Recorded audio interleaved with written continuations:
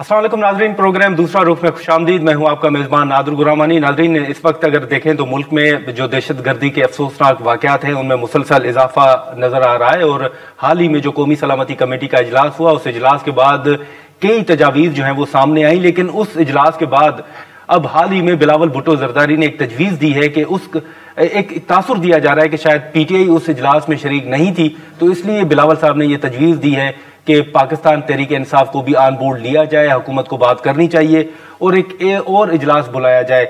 इसी हवाले से राना सनाउल्लाह साहब ने भी कहा है कि अगर PTI चाहती है तो वो स्पीकर कौमी असम्बली से रब्ता कर सकती है इमरान खान साहब की पे रोल पर रिहाई के हवाले से, और वो कोई किरदार अदा कर सकते हैं।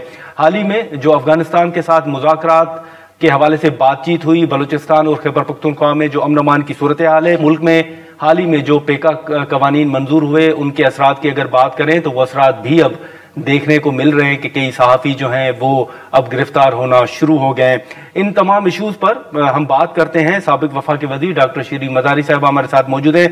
बहुत शुक्रिया डॉक्टर साहब, आपने वक्त निकाला। हम जो मुख्तलिफ इशूज़ हैं, ख़ासतौर पर सिक्योरिटी के इशूज़ हैं, उन पर भी गुफ्तगू करेंगे, लेकिन हम शुरू करते हैं कि हाल ही में आपने देखा कि जब अमेरिका के इलेक्शन हुए, डोनाल्ड ट्रंप जो है वो सदर बने, तो उसके बाद एक पाकिस्तान को उम्मीद थी, फिर उनकी तरफ से एक बयान भी आया और उन्होंने भी एतराफ़ किया कि पाकिस्तान एक अहम किरदार अदा कर रहा है दहशतगर्दी के खात्मे के हवाले से। लेकिन अभी कुछ फैसले ऐसे आ रहे हैं अमेरिका की तरफ से जिन पर तहफ़्फ़ुज़ात का इजहार किया जा रहा है। आप समझती हैं कि उस वक्त हमने रीड सही नहीं किया या जो हम एक्सपेक्ट कर रहे थे उसके बरक्स हो रहा है अभी जो कुछ हो रहा है?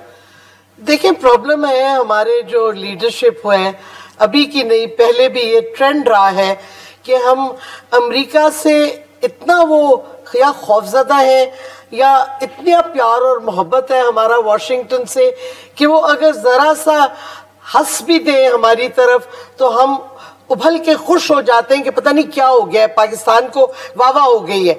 ये नहीं था। आप अगर देखें, हम अपनी पॉलिसीज़ अपने मफाद को देखते हुए कभी नहीं बनाते, खास तौर पे हमारी अमेरिका पॉलिसी या हमारी फॉरेन पॉलिसी जनरली। हमारी अफगान पॉलिसी ज़ीरो है, कंफ्यूजन है, कभी हम कुछ कहते हैं कभी कुछ कहते हैं। और हम सोच रहे थे कि अब ट्रंप आएगा तो दहशतगर्दी के हवाले से जो अफगानिस्तान में उन्होंने कुछ बयानात दिए कि हमारे हथियार वापस करें तालिबान, ये वो, तो अब हमारी ज़रूरत पड़ेगी अमेरिका को, हम गो बिटवीन होंगे, हमारे थ्रू अमेरिका तालिबान से बातचीत कर सकेगा, हम अपना रोल प्ले करेंगे, हम अपना ऑफर करेंगे मीडिएटर आप खाक बनेंगे, आपकी अपनी पॉलिसी क्लियर नहीं। अमेरिका ने जालिम खलीलजाद के साथ डेलीगेशन भेज के डायरेक्ट बातचीत शुरू कर दी है तालिबान से। शायद तालिबान हुकूमत को वाशिंगटन की एम्बेसी भी वापस मिल जाए। और हम भूल गए थे कि अमेरिका और तालिबान की गुफ्तगू दोहा में भी होती रही है, तो ये कोई नई चीज नहीं है। अगर हम अपने मफाद देके पॉलिसीज बनाए तो बेहतर होगा। लेकिन डॉक्टर साहब, आपको याद होगा कि बलूचिस्तान में जब भी कोई अफसोसनाक वाक़यात पेश आते थे तो हम इंडिया के हवाले से बात करते थे, लेकिन उस दिन वजारत खारजा में भी ये सवालात उठे, ये भी सवाल किए गए कि अब बलूचिस्तान हो या खैबर पख्तूनख्वा हो, वो इंडिया के बजाय अफगानिस्तान का नाम लिया जा रहा है। तो ये कोई पॉलिसी शिफ्ट है, ये क्या आपको नजर आ रहा है? देखिए, एक बड़े अरसे से कई ऐसे की प्लेयर्स हैं, जनरल बाजवा उनमें से एक डेफिनेटली थे। हमारी अपनी कैबिनेट में एक दो सिविलियन मिनिस्टर्स भी थे कि हिंदुस्तान को आप गले लगा लो, हिंदुस्तान से आप ट्रेड शुरू कर दो। हिंदुस्तान की फौजें कश्मीरियों को मार रही हैं, आपके बॉर्डर पे दहशतगर्दी इन्फिल्ट्रेशन हो रही है। आप कैसे अमेरिका से इंडिया से ट्रेड कर सकते हैं और उनको गले लगा सकते हैं? बट ये कई लोगों की थिंकिंग थी। अब बाजवा साहब भी चाहते थे कि उनको इंडिया को गले लगाना चाहिए। जी, ये बाजवा साहब भी कहते थे कि इंडिया को गले लगाना चाहिए। बिल्कुल, अमेरिका इंडिया दोनों पे वो बहुत सॉफ्ट थे। अब मैं ज्यादा इस पे नहीं कहना चाहती क्योंकि आजकल कोई बात करो तो रात को आपके घर के दरवाजे तोड़े जाते हैं, तो बेहतर है कि इंसान अभी चुप करके रहे। किताब अपनी जब लिखेंगे तो ज्यादा बातें वाज़ेह हो जाएंगी। लेकिन मसला ये है कि कभी हम हिंदुस्तान, कभी हम अफगानिस्तान, हम जड़ नहीं देखते कि दहशतगर्दी की जड़ किधर से है। हमारी सोसाइटी में کیا ایسی چیزیں ہیں ہماری پالیٹی میں, ہماری سیاست میں کہ ہمارے ریاست اور لوگوں کا, سول سوسائٹی, پبلک اور ریاست کے فاصلے بڑھتے کیوں جا رہے ہیں؟ لوگ ایکسٹریمزم پہ کیوں آخر جا رہے ہیں؟ کوئی اپنی جان ایسے دینے کے لیے تیار تو نہیں ہوتا. آپ کا بلوچستان اور خیبر پختونخوا میں جو پیس موومنٹس ہیں, جو لوگ امن چاہتے ہیں, ان کو آپ کیوں دھکے دے رہے ہیں؟ ان سے آپ بات چیت کیوں نہیں کر رہے؟ اپنے اندر ہم نے دیکھنا ہے کہ ہماری اپنی غلطی کیا ہیں جس کی وجہ سے بیرونی پاورز جیسے افغانستان ہو, ہندوستان ہو, امریکہ ہو, وہ مداخلت کر سکتے ہیں اور ان کو موقع ملتا ہے مداخلت کرنے کا. لیکن حال ہی میں آپ نے دیکھا کہ جب نیشنل سیکیورٹی کمیٹی کا اجلاس ہوا تو اس اجلاس کے بعد اچانک خیبر پختونخوا صوبے کی طرف سے کہا گیا کہ افغانستان کے ساتھ جنگ نہیں ہونی چاہیے, ہم خیبر پختونخوا کے اندر جو ہے وہ آپریشن کی اجازت نہیں دیں گے. حکومت کہہ رہی ہے کہ آپریشن کی کوئی بات ہی نہیں کر رہا, نہ کوئی جنگ کی بات کر رہا ہے. تو یہ کنفیوژن کس طرف سے آپ کو نظر آ رہی ہے؟ دیکھیں, بات تو ہو رہی ہے, ملٹری ایکشن کی بھی ہو رہی ہے, ہارڈ سٹیٹ کا بھی بات ہو رہی ہے. تو یہ کہنا کہ جنگ کی بات نہیں ہو رہی, آپ نے کراس بارڈر جا کے تھوڑی سی بمباری بھی کی ہے, تو ہو تو رہی ہے باتیں. تو خیبر پختونخوا نے ایک ویو پوائنٹ دیا ہے, اب اس پہ ڈیبیٹ ہو سکتی ہے, لیکن ایک صوبہ جو ڈائریکٹلی افیکٹ ہوتا ہے, جس پہ ڈائریکٹ اثر ہوتا ہے, اس کا حق تو بنتا ہے کہ اپنا ویو پوائنٹ تو دے نا. جو سویلین حکومت ہے کہ آپ نے ان کا پوائنٹ آف ویو بھی نہیں سننا, شاید درست نہ ہو. نہیں, لیکن جب یہ پوائنٹ آف ویو کی چلیں ڈاکٹر صاحبہ آپ بات کر رہی ہیں, لیکن جب بھی خیبر پختونخوا کی طرف سے بات آتی ہے تو حکومت کی طرف سے ہمیشہ یہ بات سامنے آتی ہے کہ یہ لوگ اس وقت جو خیبر پختونخوا کے اندر دہشت گردی پھیلا رہے ہیں, یہ تو وہی لوگ ہیں جو خود موجودہ صوبائی حکومت کی جماعت لے کر آئی ہے, پی ٹی آئی لے کر آئی ہے.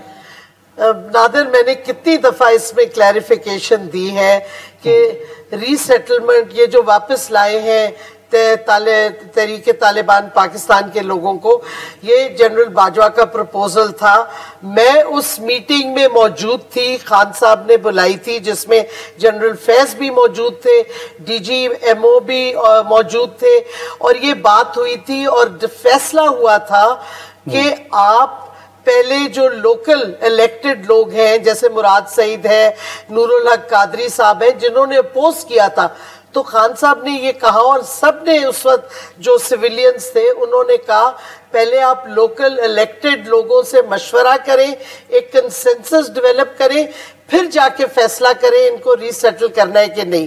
اس کے کچھ عرصے بعد جلد ہی ہماری حکومت ہٹائی گئی, اور اس کے بعد یہ فیصلہ جنرل باجوہ کا تھا کہ طالبان کو واپس لایا جائے. غالباً انہی کا ہوگا, مجھے تو نہیں پتا, ہم تو حکومت میں اس وقت نہیں تھے. بٹ پلیز یہ پوائنٹ میں بار بار کلیریفائی کر چکی ہوں کہ یہ کس نے فیصلہ, اوریجنلی کس کا پروپوزل تھا, اور اس وقت پی ٹی آئی کی حکومت کا فیصلہ کیا تھا. لیکن ڈاکٹر صاحبہ اس وقت اگر ہم پیکا قوانین کی بات کریں, صحافیوں کے خلاف مقدمات درج ہو رہے ہیں, گرفتار ہو رہے ہیں, لیکن پھر یہ بھی بات جب آپ کی طرف سے, آپ کی جو سابقہ جماعت ہے ان کی طرف سے جب یہ چیزیں سامنے آتی ہیں تو وہ یہ کہتے ہیں کہ جب عمران خان صاحب تھے تو اس وقت بھی تو ایک میڈیا اتھارٹی بنائی جا رہی تھی, آپ تو ماضی میں کابینہ کا حصہ بھی رہی ہیں, اس وقت بھی کیا ہم نے رکوا دی تھی, ہم نے میڈیا اتھارٹی نہیں بننے دی, بلکہ ہم ان سے بات, اس کے بجائے ہم جرنلسٹ اینڈ میڈیا پروفیشنلز کا قانون لائے جو کہ ان کنسلٹیشن میں جرنلسٹ ہوا ہے, اور جرنلسٹ باڈی سے کنسلٹ کر کے پورا ڈرافٹ اس کا بنایا گیا. آپ میرے سے کیا, آپ حامد میر صاحب سے پوچھ لیں, اطہر عباس صاحب سے پوچھ لیں, ان سب سینئر جرنلسٹ سے پوچھیں, کنسلٹیشن کر کے ایک قانون جو سب نے سپورٹ کیا وہ بن چکا, اور جب ہماری حکومت ہٹی وہ قانون اب ڈیڈ ہو گیا, اس کو بیک برنر پہ ڈال دیا, اس کی امپلیمنٹیشن ہی نہیں ہو رہی. ٹھیک ہے, لیکن ڈاکٹر صاحب اب یہ ہم نے افغانستان, خیبر پختونخوا, بلوچستان کا ہم نے ذکر کیا, لیکن جب بھی ان ایشوز پر بات ہوتی ہے تو ملک میں کہا جاتا ہے کہ سب سے پہلے سیاسی استحکام ہونا چاہیے, تمام جماعتوں کو آن بورڈ ہونا چاہیے. سیاسی استحکام کے لیے آپ کی تجاویز کیا ہیں, کیا ہونا چاہیے؟ دیکھیں, آپ کو یاد ہوگا اگر ہم اپنی تاریخ دیکھیں تو شیخ مجیب کو بھی جیل سے نکال کے कंसल्टेशन और मीटिंग्स में बुलाया गया। आप सबसे बड़ी जमात जो है, मैं तो अब सियासत छोड़ दी है, लेकिन ये तो कोई नहीं डिनाई करता कि पीटीआई एक सबसे बड़ी जमात है, तो उसकी लीडरशिप जो है, जो उनके लीडर है, उनको आपको डायरेक्टली बातचीत में बुलाना चाहिए। आपको पता है जब एपीएस के अटैक के बाद एपीसी हुई थी, पीटीआई का बहुत बड़ा हाथ था वो नेशनल एक्शन प्लान बनाने में। पीटीआई, पीपीपी, हम और पीएमएलएन तीनों ने बैठ के पूरी ड्राफ्टिंग की थी, सियासतदानों ने वो ड्राफ्ट किया था। जो ओरिजिनल ड्राफ्ट था वो इतना बुरा था कि वो एक्सेप्ट ही नहीं था। हमने बैठ के घंटों लगा के, लीडर्स बैठे थे मीटिंग रूम में, हमने जाके वो ड्राफ्ट पूरा बनाया। फिर आपने उस नेशनल एक्शन प्लान को इम्प्लीमेंट नहीं किया अनफॉर्चुनेटली।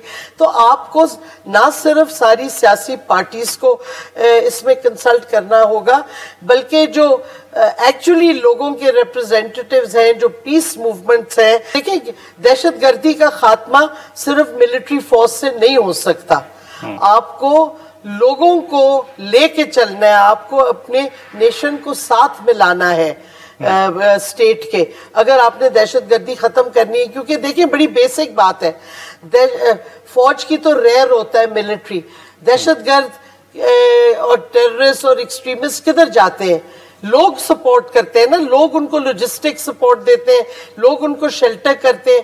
तो जब तक आप लोगों को अलहदा अपने साथ नहीं करेंगे और दहशतगर्दों को आइसोलेट नहीं करेंगे, आप दहशतगर्दी कैसे इस मुल्क में खत्म करेंगे? और इनोसेंट जाने शहीद होती जाएंगी, हमारे सोल्जर्स शहीद हो रहे हैं, हमारे पुलिस वाले शहीद हो रहे हैं, हमारे शहरी शहीद हो रहे हैं। आप देख रही हैं कि जो दूसरी जमात है पीटीआई, वो भी किसी न किसी हद तक कोई गलती कर रही है, हुकूमत का मौकफ किसी हद तक दुरुस्त है। देखिए, खान साहब ने एपीसी में भी खुद हिस्सा लिया था। अगर आप खान साहब को खुद पार्टिसिपेट खुद करें, खान साहब, पीटीआई इस वक्त सिर्फ खान साहब है, सीधी सादी बात है। अब अगर आप इमरान खान को डायलॉग में नहीं लाते तो फिर आपका डायलॉग किधर जाएगा? तो ये कहना कि पीटीआई नहीं कह रही, ये गलत बात है। पीटीआई की कोई बड़ी उनकी कुछ डिमांड्स थी, हुकूमत ने उनको सुना तक नहीं डिमांड्स को। अब आप अपनी तरफ से पीटीआई की रिप्रेजेंटेशन समझ लें और कोई लोग बिठा दें जो बिल्कुल पार्टी में है, बट क्या वो पार्टी की लीडरशिप को रिप्रेजेंट करते हैं? ये सवालात तो उठेंगे। तो आपको अगर जेन्युइनली आप इंटरेस्टेड हैं दहशतगर्दी खत्म करने में, तो आपको सबको इकट्ठे लेके चलना होगा। ठीक है डॉक्टर साहब, बहुत शुक्रिया आपका, आपने वक्त निकाला। नाज़रीन, डॉक्टर शीरी मज़ारी साहिबा की गुफ्तगू आपने सुनी। हम यहाँ पर एक शॉर्ट ब्रेक लेते हैं और ब्रेक के बाद सेनेटर अफनानुल्लाह खान साहब हमें ज्वाइन करेंगे प्रोग्राम में। एक बार फिर खुशामदीद नाज़रीन। इस वक्त डॉक्टर शीरी मज़ारी साहिबा की गुफ्तगू जो थी वो आपने सुनी। अब हम ये भी देख रहे हैं कि हुकूमत की जानिब से मुख्तलिफ फैसले अवाम को रिलीफ देने के हवाले से हों या दीगर अहम फैसले हों, वो हो रहे हैं। तो अब चीज़ें किस तरह आगे बढ़ेंगी, लेकिन सबसे अहम जो सवाल होगा वो ये है कि आगे कैसे बढ़ा जाए। और सेनेटर अफनान साहब हमारे साथ मौजूद हैं, हम उनसे गुफ्तगू करेंगे। अफनान साहब, बहुत शुक्रिया वक्त निकालने का। इस वक्त खैबर पख्तूनख्वा और बलूचिस्तान में जो अमन अमान की सूरत हाल है, अब ये चीज़ें तो अपनी जगह है, लेकिन सबसे जो अहम सवाल है वो सियासी इस्तेकाम है। वो सवाल ये उठ रहा है कि आगे कैसे बढ़ा जाए। आपकी तजवीज़ क्या होगी कि किस तरह आगे बढ़ना चाहिए? जी, बिस्मिल्लाहिर्रहमानिर्रहीम। देखें, सियासी इस्तेकाम लाने के लिए हुकूमत ने बहुत दफ़ा कोशिश की है कि वो अपोजिशन को अपने साथ बिठाए, उनसे बातचीत करे और मसाइल को हल करे। हमारी हमेशा, जब हम माजी में भी अपोजिशन में रहे, हुकूमतों में रहे, हमने हमेशा चार्टर डेमोक्रेसी, चार्टर इकॉनमी की बात की। वज़ीर आज़म साहब ने बहुत दफ़ा ये वाली बात की कि इनके ऊपर जो है वो बात की जाए, मगर बदकिस्मती से हमें कभी भी आगे से कोई अच्छा जवाब नहीं दिया गया। इसके बावजूद जो है, अगर आप देखें तो पिछले कुछ माह में जो है वो मुल्क के अंदर सियासी इस्तेकाम आता हुआ नज़र आ रहा है। जो रोज़ाना की ये जो मसाइल थे, कभी कोई आ रहा है कुछ जा रहा है, वो रुक गए हैं। और अब पीटीआई के अंदर भी ये रियलाइजेशन आ गई है कि इस तरह ये स्ट्रॉन्ग आर्म नहीं कर पाएंगे हुकूमत को अपनी बातें मनवाने के लिए। इनको बैठ के हमारे साथ बात ही करनी पड़ेगी, कोई तदब्बुराना और मुदब्बिराना तरीका ही निकालना पड़ेगा, बजाय इसके कि रोड के ऊपर अपने वर्करों को ख्वार करे और मुल्क का नुकसान करे। तो मैं उम्मीद करता हूँ कि आने वाले दिनों में जो है इसके अंदर मजीद इम्प्रूवमेंट आएगी सियासी इस्तेकाम के अंदर। और इकॉनमी के हालात तो आपको पहले ही मालूम है कि काफ़ी बेहतर है। اور اگر معاملات اسی طرح چلتے رہے تو انشاءاللہ چند مہینوں میں عوام کو اس کے ثمرات نظر آنے شروع ہو جائیں. ہاں نہیں، لیکن افران صاحب یہ جو آپ نے بات کی مذاکرات کے حوالے سے یا سیاسی استحکام کے حوالے سے، اس میں پی ٹی آئی ایک بات ضرور رکھتی ہے. پی ٹی آئی یہ بات کرتی ہے کہ حکومت ایک دن ہمیں کہتی ہے کہ پی ٹی آئی دہشت گرد جماعت ہے، دوسری طرف وہ ہم سے مذاکرات کرتے ہیں. تو حکومت تو فیصلہ کر لے کہ ہم دہشت گرد ہیں یا ایک سیاسی جماعت ہے. لیکن بات یہ ہے کہ اس میں تو کوئی شک نہیں ہے کہ پی ٹی آئی کے اندر کچھ ایلیمنٹس ایسے ہیں جو جن کے کام جو ہے وہ مشکوک ہیں، جنہوں نے جو ہے وہ قانون کو اپنے ہاتھ میں لیا ہے. لیکن بائی اینڈ لارج بہت سارے ایسے بھی لوگ ہیں جنہوں نے جو سیاسی لوگ ہیں جن کی کوئی ایسی ایکٹیویٹیز نہیں ہے جو نیفیریس ہوں، تو ان سے بات چیت کرنے میں میرا نہیں خیال کہ کوئی حرج ہے. ہم یہ سمجھتے ہیں کہ اگر پی ٹی آئی کی جو بھی جینون ایشوز ہیں، اگر وہ حکومت سے بات چیت کرے، معاملات بہتری سے چلائے، تو اس میں ان کا بھی فائدہ ہے اور ملک کا بھی فائدہ ہے. اور اسی طرح ہی سیاسی معاملات چلانے چاہیے. اب یہ کوئی طریقہ تو نہیں ہے کہ آپ روزانہ یا وہ حکومت کو دھمکیاں دیں اور کہیں کہ جی اب یہ کر دیں گے یا وہ کر دیں گے. اگر پی ٹی آئی نے اکیلے یہ تحریک چلائی جو کہ وہ ماضی میں پچھلے 1 سال سے کر رہے ہیں، تو میں نہیں خیال کہ کہیں معاملہ پہنچے گا. اور کیونکہ ان کے اندر ایسے لوگ موجود نہیں ہیں جو الائنسز بنا سکیں، بالخصوص عمران خان صاحب کے اندر یہ کیپیسٹی نہیں ہے کہ وہ الائنسز بنا سکے. میں نہیں سمجھتا کہ کوئی زیادہ مسئلہ حکومت کے لیے ہے.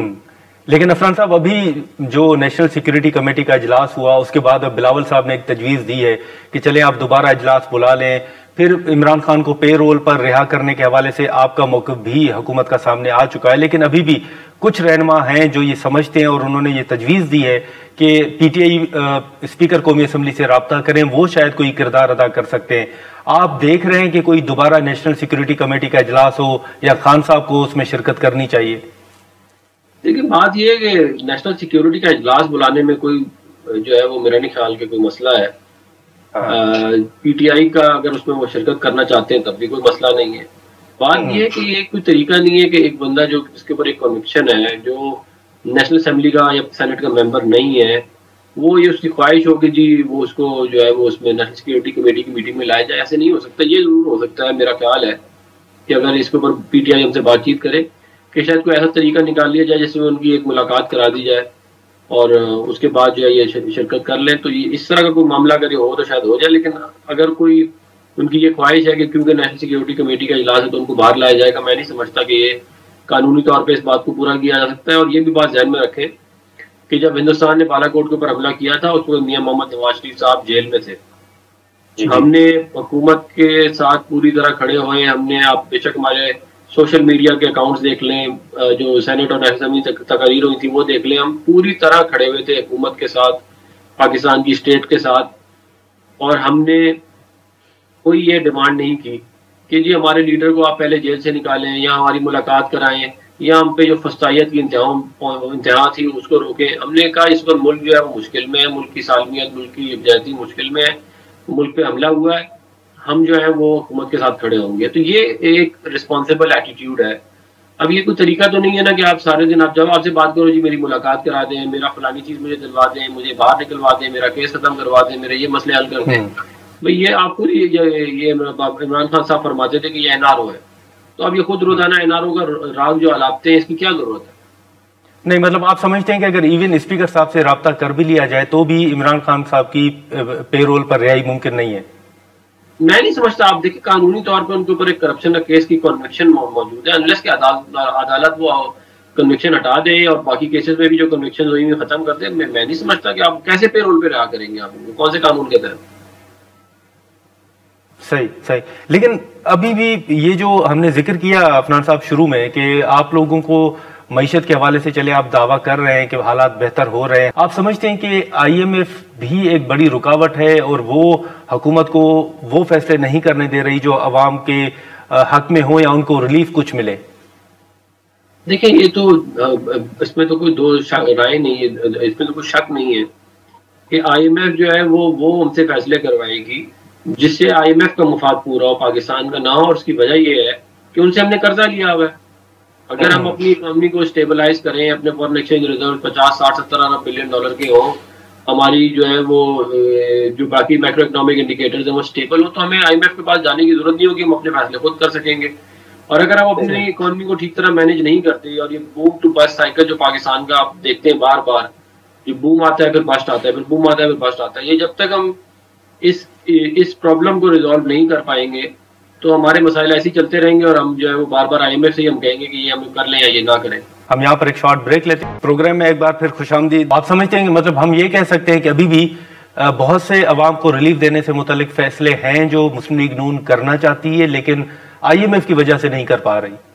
جی بالکل، آپ یہ کہہ سکتے ہیں۔ دیکھیں بات یہ ہے کہ ہم ان کے ساتھ تمام میجر اکنامک ڈیسیجنز کے اندر ان کی شراکت داری ہے، کیونکہ انہوں نے پیسہ دیا ہوا ہے ہمیں، تو وہ ہم کوئی بھی چیز کسی چیز کو کم کرنے کی کوشش کرتے ہیں وہ ان سے اجازت لینی پڑتی ہے، کوئی ٹیکس کم کرنے کی کوشش کرتے ہیں اس کی اجازت لینی پڑتی ہے، بجلی کے ریٹ کم کرو اس کی اجازت لینی پڑتی ہے، پیٹرولیم لیوی کو کم کرنا ہے اس کی اجازت لینی پڑتی ہے۔ تو یہ تمام چیزیں جو ہیں ظاہر ہے یہ اگر ہمارے ملک ٹھیک طرح چل رہا ہوتا ہے جیسے 2013 سے 18 میں تھا، ہم نے آئی ایم ایف کو خیر بات کام یا محمد نواز شریف صاحب نے، ہم نے فیصلے پھر اپنے عوام کے مفاد کے حساب سے کیے، بجائے اس کے کہ ہم جو ہے وہ آئی ایم ایف کے مفاد کے حساب سے چلتے۔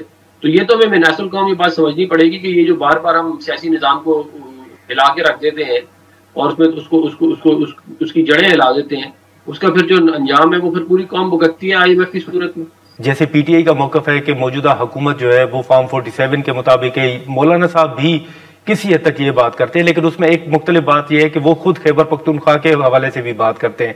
تو مولانا صاحب کے تحفظات بھی تو تقریباً وہ ہیں جو پاکستان تحریک انصاف چاہتی ہے، مولانا صاحب کو حکومت قائل کرنے کی کوشش کرے گی کہ ان کا ساتھ نہ دیں؟ دیکھیں مولانا کے اور پی ٹی آئی کے جو معاملات ہیں وہ کنفلکٹنگ بھی ہیں نا، کیونکہ خیبر پختونخوا میں مولانا فضل الرحمان یہ سمجھتے ہیں کہ ان کے ساتھ زیادتی کی گئی ہے، ان کو کیمپین نہیں کرنے دی گئی، اور جس کی وجہ سے جو ہے ان کو بہت سیاسی طور پر نقصان ہوا اور ان پہ بہت زیادہ تھریٹ سے، حالانکہ پی ٹی آئی کو جو ہے وہ طالبان کے ساتھ ان کا ایک الائنس تھا جس کی وجہ سے ان کو کچھ نہیں کہا گیا۔ تو یہ بات جو ہے یہ تو ایک حقیقت ہے۔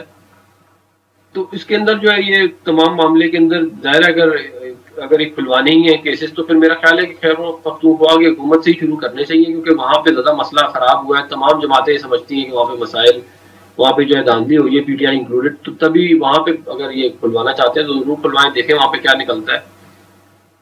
آپ سمجھتے ہیں کہ حلقے وہاں پر کھلنے چاہیے کچھ حلقے؟ ہاں جی بالکل، اگر یہ دیکھیں نا بات تو یہ ہے کہ جے یو آئی اور پی ٹی آئی جو ہے وہ اس کے اوپر ایگری تو نہیں کرتے نا، کہ وہاں پہ وہ پی ٹی آئی والے سمجھتے ہیں بالکل ٹھیک ہے، مطلب کہ بائی لارج جے یو آئی تو اس کے اوپر ایگری نہیں کرتی معاملے پہ۔ تو اور میرا یہ خیال ہے کہ ہماری یہ پوری کوشش ہے اور ہم سمجھتے ہیں کہ مولانا فضل الرحمان صاحب کو حکومتی الائنس کا حصہ ہونا چاہیے، کیونکہ ملک اس وقت کافی ایک مشکل موڑ سے گزر رہا ہے، اس کو اسٹیبلٹی ملک میں آ رہی ہے۔ اگر ہم نے یہ اسٹیبلٹی سیاسی طور پہ اور اکنامی کے لیے اچیو کر لی اور اس کے بعد ہم اس کو سسٹین کر سکے تو یہ ملک کی اکانومی کے لیے اور ملک کی یکجہتی کے لیے بہت اچھا ہوگا۔ لیکن عفنان صاحب یہ جو میاں صاحب سے متعلق کہا جا رہا ہے کہ وہ خاموش ہیں، نیشنل سیکیورٹی کمیٹی میں نہیں آئے، کیا اس حوالے سے واقعی وہ کسی بات سے نالا ہے، ناخوش ہے، یا ان کی صحت کی وجہ سے وہ خاموش ہے؟ دیکھیں میاں نواز شریف صاحب جو ہے ان کی طبیعت ٹھیک نہیں تھی اور وہ اس وجہ سے جو ہے وہ نیشنل سیکیورٹی کمیٹی کی میٹنگ میں نہیں آئے تھے۔ اگر وہ کسی بات پہ نالا ہوں گے تو وہ ظاہر ہے وہ بات وہ کمیونیکیٹ کر دیں گے اپنے بھائی کو جو وزیر اعظم ہے اور بتا دیں گے۔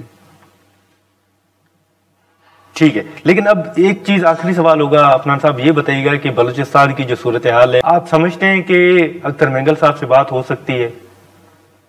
دیکھیں اختر مینگل صاحب جو ہیں وہ ممبر نیشنل اسمبلی بھی تھے، اس سے پہلے وزیر بھی تھے، اس سے پہلے چیف منسٹر بھی تھے، ان کے والد صاحب بھی چیف منسٹر تھے، بلکہ میں ان کے جو والد صاحب تھے ان کو میں یہ کریڈٹ دوں گا کہ وہ پہلے جو وہ سی ایم تھے جنہوں نے باقاعدہ پنجابیوں کا لارج اسکیل انخلا بلوچستان سے کرایا تھا، اور اس کی وجہ سے بالخصوص وہاں پہ ٹیچرز اور پروفیسرز کو نکالا گیا تھا، جس کی وجہ سے جو ہے وہ بلوچستان پسماندہ کا پسماندہ ہے۔ ظاہر آپ پڑھے لکھے لوگوں کو وہاں سے نکالیں گے تو جو ہے اس کا نتیجہ پھر اس کے نتائج پھر باقی سارے بھگتیں گے۔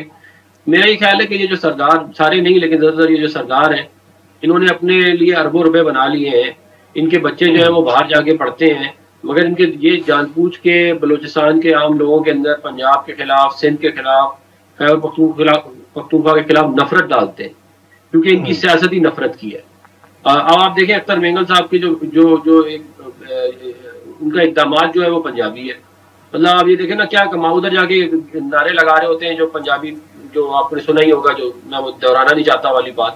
تو یہ کیا ان کی منافقت ہے ان لوگوں کی کہ یہ، اور یہ ایک نہیں ہے، یہ اس طرح کے اور بھی کریکٹر ہیں وہاں پہ بلوچستان میں. نہیں لیکن سر عفنان صاحب، لیکن اگر اختر مینگل صاحب کے حوالے سے ہم بات کریں تو اختر مینگل صاحب تو اپنی ذات کے حوالے سے تو کہا جا رہا ہے کہ وہ تو کچھ نہیں مانگ رہے، وہ تو مسنگ پرسن کا ایشو ہو، وہ بلوچستان کی محرومی کا ایشو ہو، ان کی اپنی فیملیز آپ دیکھ لیں کہ وہ بھائی کے حوالے سے بات کرتے ہیں.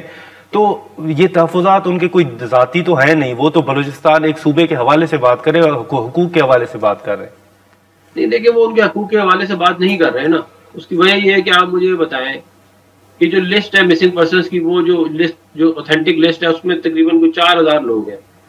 اور اس کو جو کہ مزید اسکروٹنائز کیا گیا ہے تو اس کے اندر بہت سارے لوگ وہ ہیں جو بی ایل اے اور بی ایل ایف وغیرہ میں چلے گئے ہیں اور انہوں نے ان کے نام ان لسٹوں میں ڈال دیے ہیں. اب وہ کہاں سے ریکور ہوں گے؟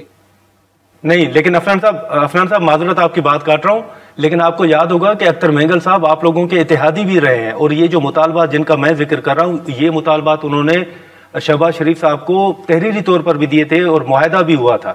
تو اس وقت تو آپ نے ان کو میرا خیال ہے کہ درست قرار دیا تھا ان مطالبات کو. لیکن میں یہ سمجھتا ہوں کہ جو مسنگ پرسن والا ایشو ہے، میں نے یہ ایک بار نہیں بہت بار کہا ہے، میں تو خود مسنگ پرسن والے ایشو سے ذاتی طور پہ افیکٹڈ رہا ہوں. میری فیملی اس پہ افیکٹڈ رہی ہے، میرے والد صاحب جو ہے اس پہ افیکٹڈ رہے ہیں، میرا بردر ان لا کو اٹھا لیا گیا تھا. تو میں نہیں چاہتا کہ کسی بندے کے اوپر بھی یہ مسائل آئیں جو مسنگ پرسن والے ہیں. لیکن آپ مجھے بتائیں نا کہ اس کے اوپر سیاست تو نہیں کرنی چاہیے نا، اس کے اوپر نفرتیں تو نہیں بولنی چاہیے. آپ یہ کہیں گے جی مسنگ پرسن کا ایشو ہے، اس کو ریزالو کیا جائے، یہ لوگ ہیں. اب مسنگ پرسن چند سو لوگ ہیں مسنگ پرسن والے جو کہا جاتا ہے کہ باقی نہیں ہے. آپ نے اس کے مقابلے میں ہزاروں وہاں پہ جو ہے وہ نان بلوچوں کو جو ہے وہاں پہ قتل کر دیا، ہزاروں لاکھوں لوگوں کو وہاں سے آپ نے بے گھر کر دیا. تو یہ بھی وہ بھی انسان ہے نا، یا وہ انسان نہیں ہے؟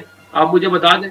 یا ان کے رائٹس نہیں ہیں، یا وہ پاکستانی کم ہیں جن کو بسوں سے اتار کے قتل کیا ہے، یا جعفر ایکسپریس میں جن کو قتل کیا، یا وہ انسان نہیں ہے، ان کی فیملیز نہیں ہیں. تو یہ تو دیکھیں نا، یہ کوئی طریقہ نہیں ہے نا. آپ اپنے حقوق کی جنگ لڑیں، ہم آپ کے ساتھ ہیں. جو مسائل باقی پورے پاکستان میں ہیں وہی بلوچستان میں بھی ہے. لیکن اگر کوئی یہ کہ وہاں پہ بے گناہ لوگوں کو قتل عام کرنا شروع کر دیا جائے، وہ کتنی شرمندگی کی یہ بات ہے. آپ مجھے بتائیں پورے سندھ میں اتنے بلوچ پورے بلوچستان میں نہیں ہے جتنے سندھ میں آباد ہے. چلیں ٹھیک ہے عفنان صاحب، ٹھیک ہے، بہت شکریہ آپ کا، آپ نے وقت نکالا، بہت شکریہ عفنان صاحب آپ کا، بڑی مہربانی. ناظرین، سینیٹر عفنان اللہ خان صاحب کی گفتگو آپ نے سنی. ہم یہاں پر ایک شارٹ بریک لیں گے اور بریک کے بعد شرمیلا فاروقی صاحبہ ہمیں جوائن کریں گی. پروگرام میں ایک بار پھر خوش آمدید. ناظرین، ڈاکٹر شیری مداری صاحبہ، عفنان اللہ خان صاحب کی گفتگو آپ نے سنی.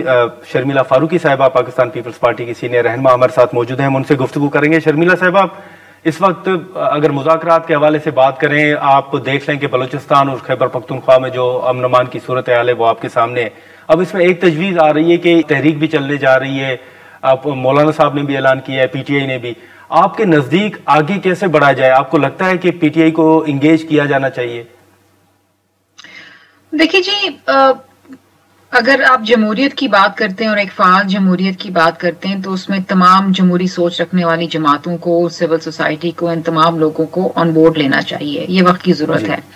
اور جب آپ بات کرتے ہیں کہ ملک کے جو مجموعی حالات ہیں بالخصوص سیکیورٹی کے حوالے سے، تو اس میں ڈیفینیٹلی سب کو انگیج کرنے کی ضرورت ہے. جب تک ایک مجموعی طور پہ کنسنسس ڈیولپ نہیں ہوگا دہشت گردی کی جنگ کے خلاف، ہم شاید یہ جنگ نہیں جیت پائیں گے.